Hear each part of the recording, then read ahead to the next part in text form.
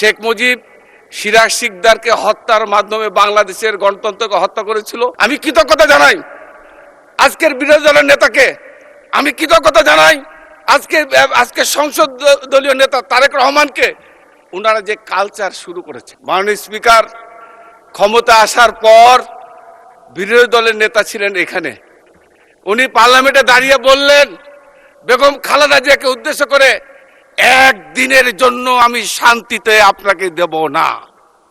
মাননীয় স্পিকার, এটা কি গণতন্ত্র? মাননীয় স্পিকার, এই গণতন্ত্রের জন্য কি আমরা সেদিন ছাত্র আন্দোলন করেছিলাম? শেখ মুজিব সিরাজ শিকদারকে হত্যার মাধ্যমে বাংলাদেশের গণতন্ত্রকে হত্যা করেছিল।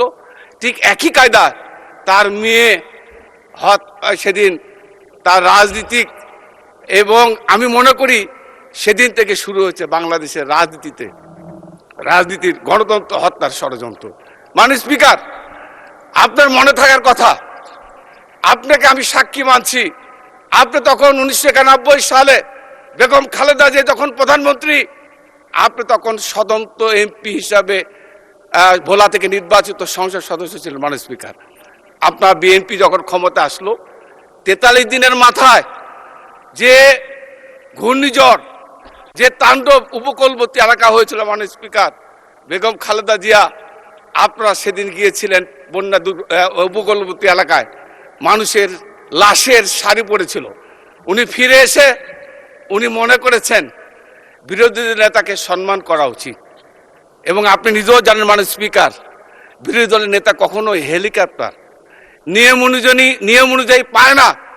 উনি তৎকালীন স্পিকার আব্দুর রাজ্জাক সাহেব স্পিকার ছিলেন, ওই স্পিকারকে সঙ্গে দিয়ে হেলিকপ্টার দিয়ে, আপনিও ওই হেলিকপ্টারে ছিলেন মাননীয় স্পিকার, স্বতন্ত্র এমপি হিসাবে।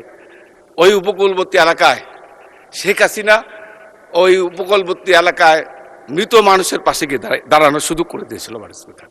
মাননীয় স্পিকার, আমি মনে করি একজন সেই সময় তরুণ সংসদ সদস্য হিসাবে আমি যেটা প্রত্যাশা করেছিলাম গণতন্ত্রের জন্য, আমি কৃতজ্ঞতা জানাই আজকের বিরোধী দলের নেতাকে, আমি কৃতজ্ঞতা জানাই আজকে সংসদ দলীয় নেতা তারেক রহমানকে, ওনারা যে কালচার শুরু করেছে।